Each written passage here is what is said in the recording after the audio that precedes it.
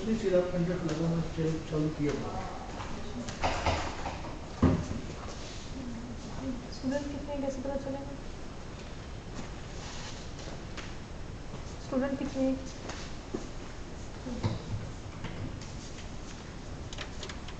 पहले अटेंडेंस ले लो। नहीं, आपको अपना वो करना पड़ेगा।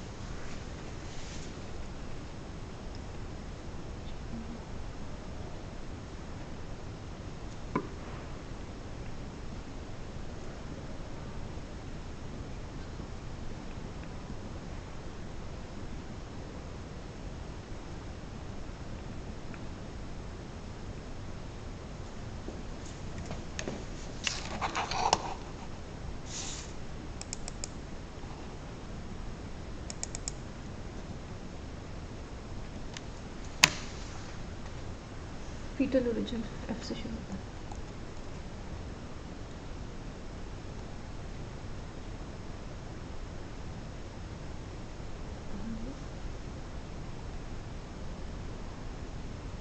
चाइल्ड मॉडिफाइड करके देख लीजिए।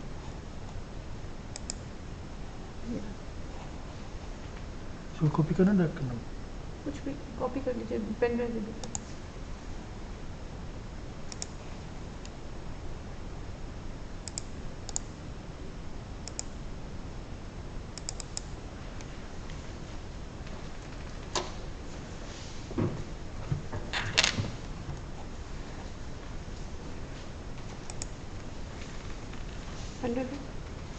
कैसे यहाँ बैठ के करना है? हाँ जी।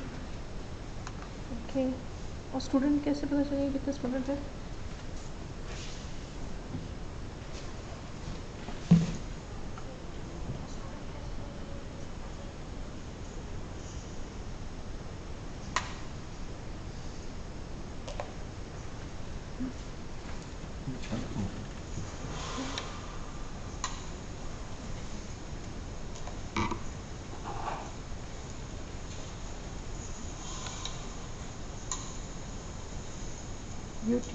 हाँ जी। Okay. Good morning, students.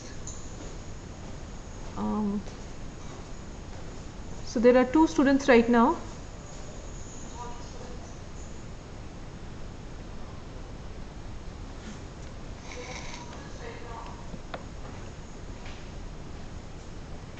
Okay. Today we'll be discussing the childhood origin of adult disease. And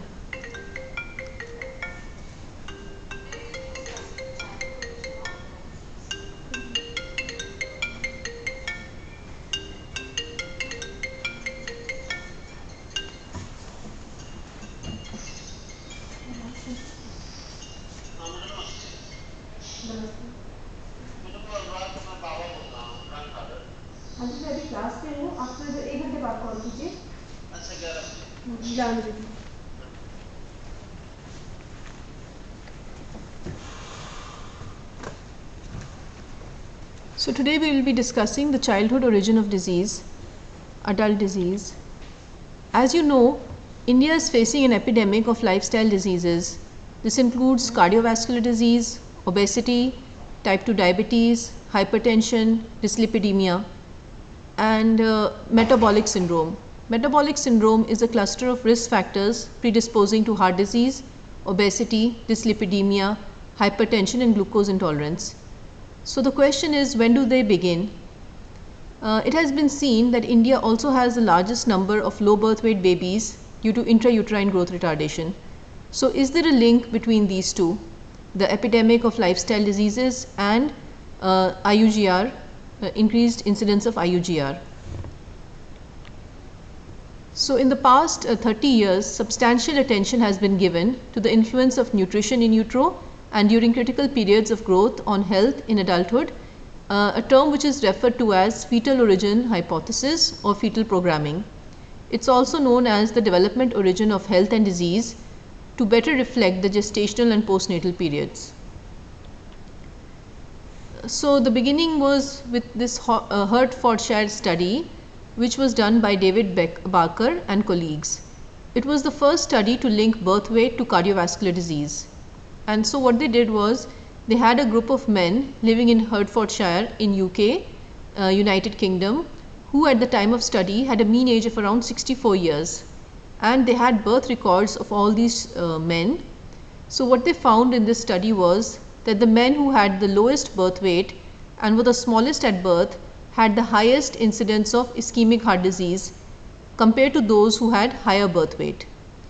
So the men who had the lowest birth weight were 6 times more likely to currently have either impaired glucose intolerance, that is diabetes, or type 2 diabetes, and compared to the men who were normal at birth. And these similar studies have been done in various populations all over the world and various ethnic groups, including South Africa, Finland, United States, Brazil and China, and everywhere they found similar results linking low birth weight to cardiovascular disease. So the question is this genetic, or is this a fetal or determined by the fetal environment? So the evidence for this came from the role of fetal growth and type 2 diabetes from the study of twins. So what they found in Denmark was that twins who were monozygotic and dizygotic, the twin pairs were discordant for type 2 diabetes, and the twin who was diabetic was more likely to have a low birth weight compared to the normoglycemic. So if there were any two twins, then it was found that the twin who had a lower birth weight had a higher incidence of type 2 diabetes. So this means that it was more linked to the fetal environment rather than the genetics. There have been various other studies apart from the one from United Kingdom. These are all called natural experiments. So the Dutch famine in 1944, there was a very big famine in this area, and what they found was that when they followed up the children who were in utero at that these children, when they were born and when they grew up to be adults, they had a very high risk of diabetes. Similarly, another natural experiment, that is in China, there was a famine in 1958, and the babies who were born after this famine had a 1.5 times higher risk of type 2 diabetes and 4 times higher risk of getting hypertension in adulthood. Similarly, it has been replicated in various parts of the world, like Bangladesh famine, in which the babies who were born at that time had higher incidence of type 2 diabetes as adults. And also in China, they found that children who were born after famine also had double the risk of schizophrenia. So not only cardiovascular disease and lifestyle diseases, but also a mental disease like schizophrenia was linked to low birth weight. And they also had higher risk of poor cognition. So a large number of studies provide evidence that the concept of development origin of health and disease is in fact real, and it does exist. And most studies have used data from famine and longitudinal cohorts that have found that poor nutrition and growth during the first 1,000 days are the greatest risk factors. So it's not only the in utero 9 months, but also it is the first 1,000 days of life which are very critical for the development of chronic disease later in life. So let us see various studies linking to these diseases. Like, let us come to obesity first. So the first study of gestational famine exposure and obesity was from Dutch famine cohort. And as I told you that especially if they were exposed in the first 2 trimesters to famine, they were more likely to be obese than those exposed during the late gestation or later infancy. So the first 2 trimesters of gestation are critical in determining a long-term outcome. Similarly, the prevalence of obesity was greater for women who were exposed to the Chinese famine in utero than those who were not exposed to the famine. There was a study by Erickson et al. Who reported a U-shaped relationship between birth weight and body mass index, such that babies who are less than 2.5, that is low birth weight 2.5 kg, or more than 3.5 kg, that is large for dates, were more likely to become obese later in life compared to normal babies who are born who have a birth weight from 2.5 to 3.5 kg. Similarly, there was a study of 18,000 Swedish women, and they found that those born small or large for gestational age, that is those with birth weight less than 2.5 kg or more than 4 kg, they were more obese when they were adults compared to women who were born with a normal weight. There we have a similar study from India that is known as the Pune Maternal Nutrition Study. So this was a cohort of pregnant women which was formed in 1993 to investigate the influence of maternal nutrition during pregnancy on fetal growth and subsequent risk of chronic disease.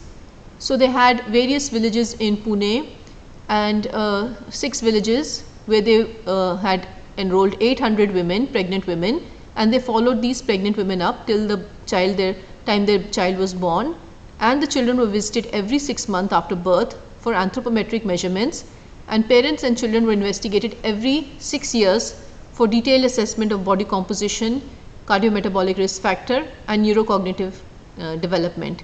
So you can see it's almost been more than 25 years since the onset of this study. So all these babies who were born to these pregnant mothers have now become adults, and the observations from this study have contributed to a better understanding of the fetal growth determinants in India. We have something called the Barker's hypothesis, which is a very important hypothesis in chronic diseases. So Barker, as I mentioned, this was the United Kingdom study in which they had correlated lifestyle diseases to the birth weight. So Barker's hypothesis, he was a British epidemiologist, and in 1990 he postulated that IUGR, intrauterine growth retardation and low birth weight have a causal relationship with adult onset hypertension, coronary heart disease and type 2 diabetes in middle age. There is another study from India, that is the New Delhi birth cohort. So as you can see in this study, there are pregnant women, around about 20,000 married women, and they had 9,000 pregnancies which were followed up, and 8,000 babies were born. This was in the early 1970s, and now these children may be almost 50 years or so. So these pregnancies have been followed up, and till now they are being followed up. Every year, every few years the cohort is followed up. So in 1980 or so, there were 4,000 children in this cohort, and their weight, anthropometry, length, head circumference were all measured. So the anthropometry, their blood pressure, glycemic control and other markers of inflammation and obesity, all these things are being monitored at frequent intervals. And in the last study, which was done in 2016 between 2019, there were 800 children still in follow-up, and a detailed assessment was done. So all these studies, what did this New Delhi birth cohort show? That lower birth weight, lower weight in infancy and more rapid weight gain or body mass index in childhood and adolescence was associated with increased risk of adult type 2 diabetes. So what we see is all these studies linking fetal growth and early infancy growth have all been replicated in all parts of the world, including India, and there was more rapid weight gain. So if the child, especially a low birth weight child, rapidly gained weight during infancy, because since the child is low birth weight, the mothers tend to overfeed the child, and this overfeeding in fact resulted in poorer outcome, and these children who gained more rapid weight during who had more rapid weight gain during infancy, they had higher blood pressure, plasma lipids and pro-inflammatory markers, and greater risk of cardiovascular disease as adults. It was also found that the original cohort, the original cohort, which is now around about 50 years old, they also had children, and these children are also being followed up. So it was found that the children of this cohort, the original cohort, had more height, weight and body mass index compared to their parents at similar ages after the age of 5 years. Maternal birth weight, so even the mothers, the girls who have been followed up, it was found that the girls' birth weight and the girls' growth correlated with her baby's growth and the birth weight.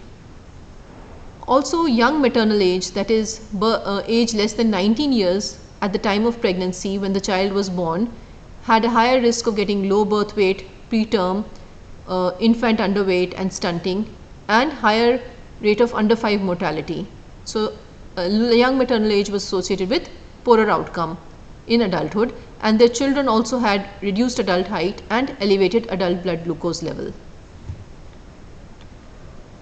So, not only humans, in humans these are all observational studies in which a correlation has been observed.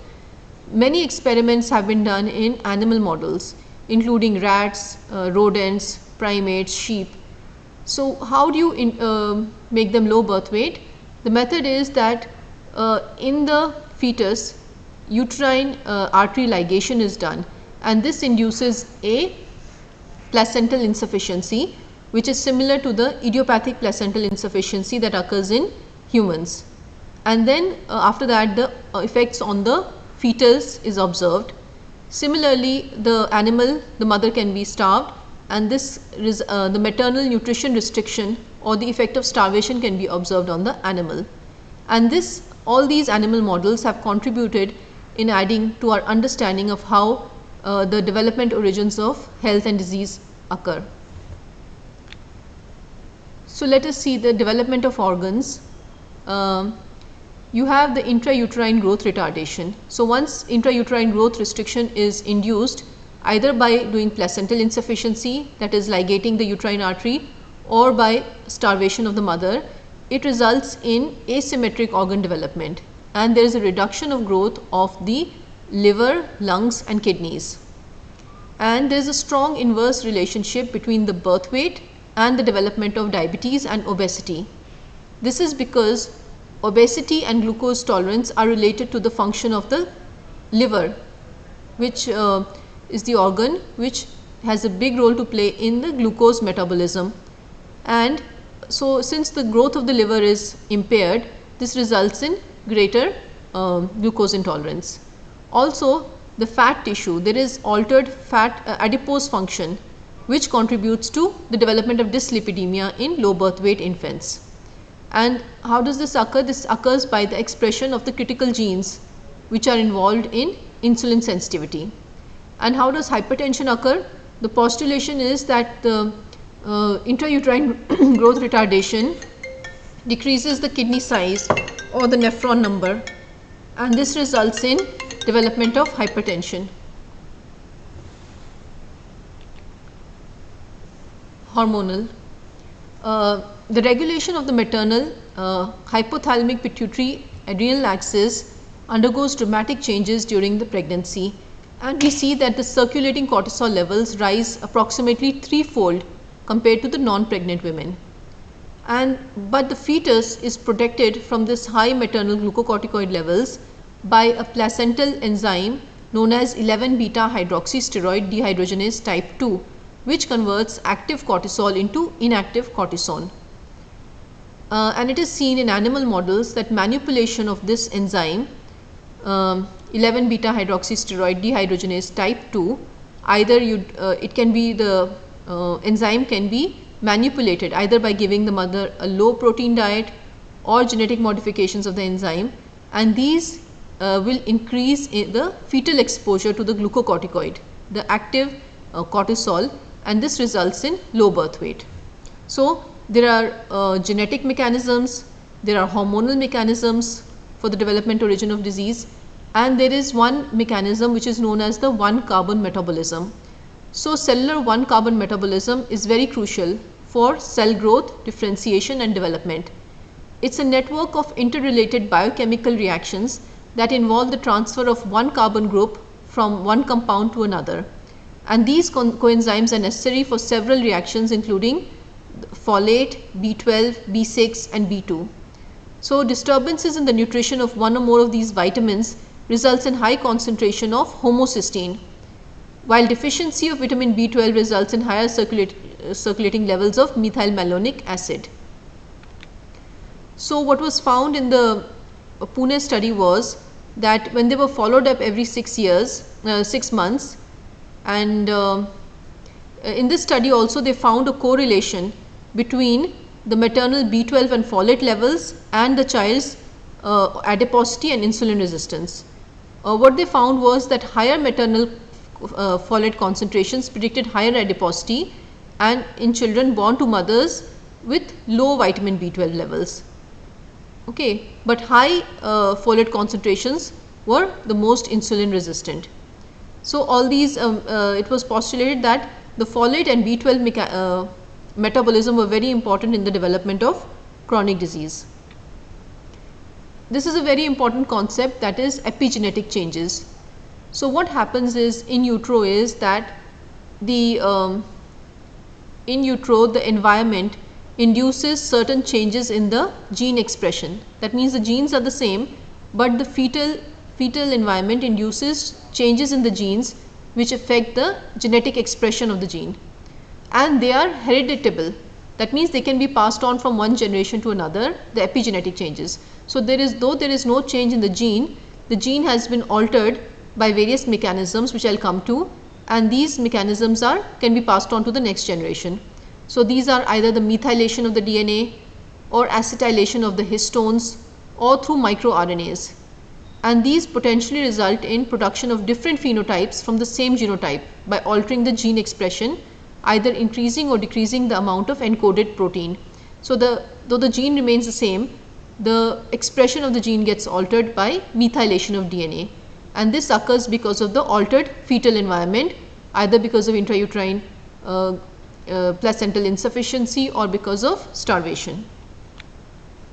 So various genes, the main genes are the PPAR alpha, PDX1 and hepatocyte nuclear factor 4 alpha. These are the various genes which undergo DNA methylation and histone acetylation, and their expression is altered. Studies in humans linking differences in early exposure to differences in epigenetic modifications in later life are extremely limited and primarily comprise of studies of adults who were in utero during Dutch hunger winter and have focused on DNA methylation. So these studies reveal that changes in methylation of the imprinted gene insulin-like growth factor 2 as well as other genes are implicated in growth and metabolism in individuals exposed to famine in early life. So if somebody asks you what is the mechanism by which the development origins of health and disease occur, then the key mechanism is DNA methylation, that is epigenetic mechanisms. The chromatin environment can be altered during the perinatal life due to direct DNA methylation, whereby methyl groups are added to the DNA by members of the DNA methyltransferase family, and the essential amino acid methionine provides a critical donor for DNA methylation. So it's not surprising that alterations in the dietary folate or folic acid and B12 are involved in DNA methylation profiles and gene expression. So this is one mechanism in which they may be interrelated. Similarly, rapid postnatal growth.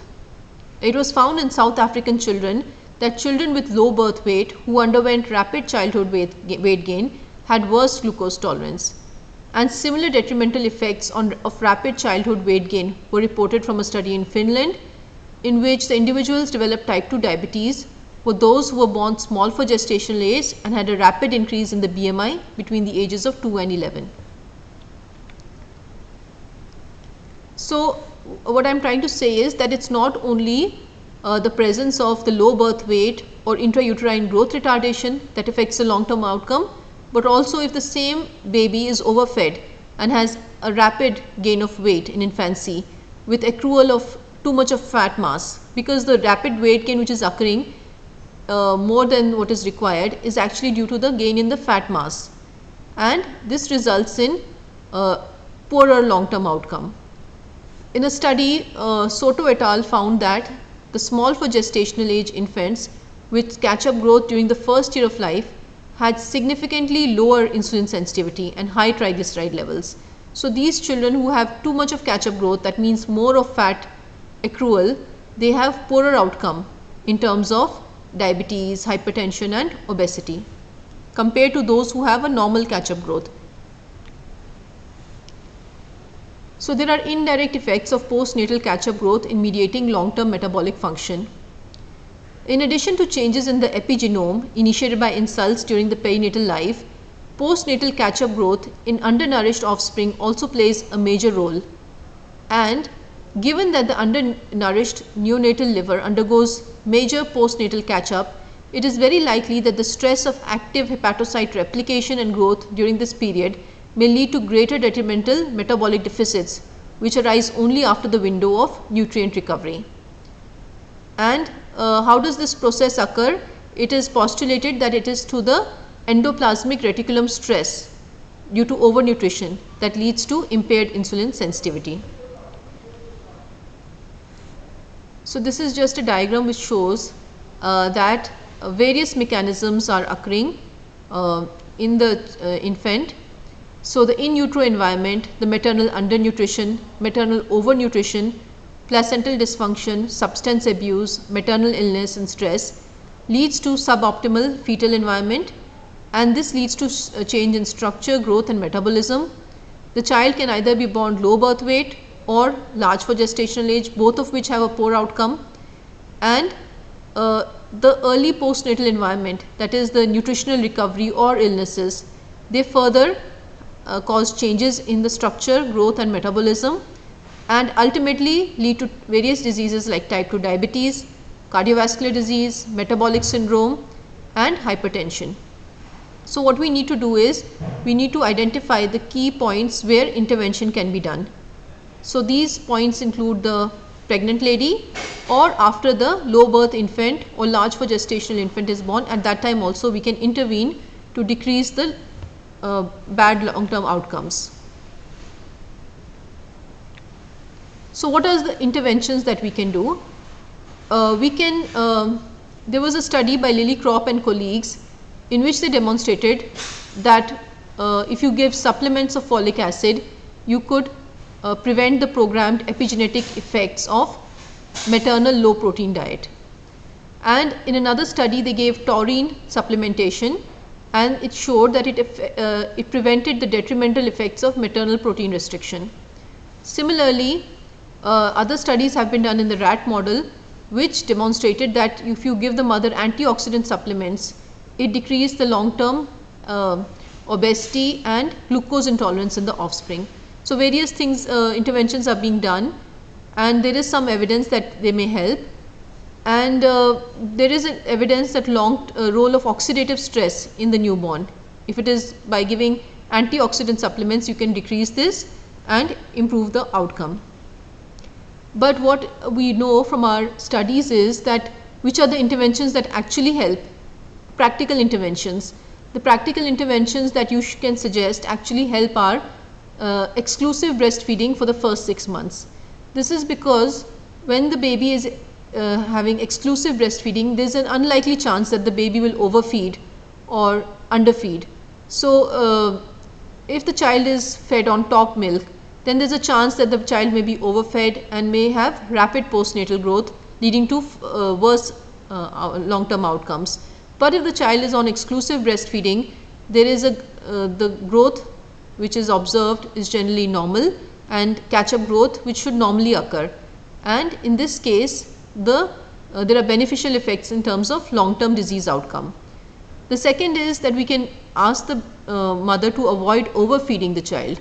That is, the child should have cues of hunger. That means the child should feed as much as the child feels hungry, and the mother should not try to keep on overfeeding the child, especially in infancy. And so this is a very important aspect in preventing overnutrition or rapid gain of weight, and avoid rapid weight gain in infancy by ensuring that proper diet is given. Also, the child has to be monitored for the weight and the height anthropometric parameters to ensure that a normal type of growth is occurring and too rapid postnatal growth or accrual of fat is not occurring, especially in babies who are born low birth weight. So that is all. It's a very small topic. It was just to orient you regarding the aspects, because as you know, in India we are having this epidemic of chronic disease in the long term. You're seeing a lot of type 2 diabetes, obesity, and of course there are lifestyle diseases determined by the environment, but at the same time there are some effects, long term effects of the in utero programming the exposure that the baby has got in utero. And so in terms of preventing bad long-term outcomes, we have to start focusing on pregnant ladies so that some intervention can be done at that level and in their newborn babies, so that we can prevent all these long-term lifestyle diseases. Thank you so much.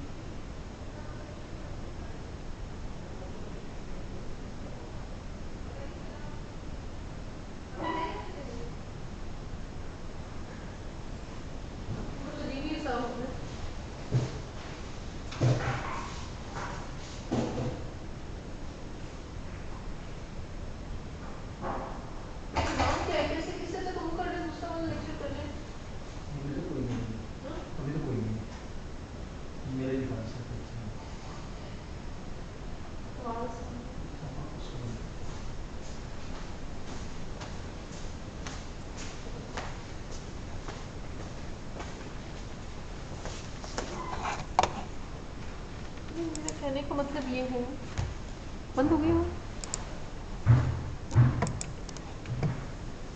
हो गई बंद।